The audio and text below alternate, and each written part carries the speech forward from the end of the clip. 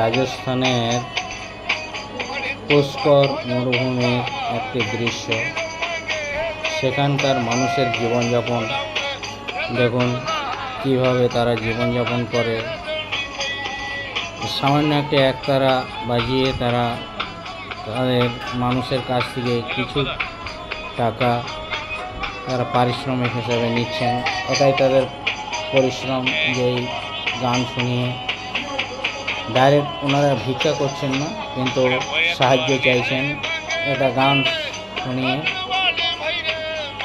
এটি আমার খুব একদিক দিয়ে ওদের এই গান শুনে আমার ভালো লেগেছে, কিন্তু অন্যদিকে একটা রাজস্থানের যে রাজা মহারাজাদের রাজ্য, সেখানে যে মানুষের এত দুরবস্থা, সরকার এদের কোনো ব্যবস্থা করতে পারে না।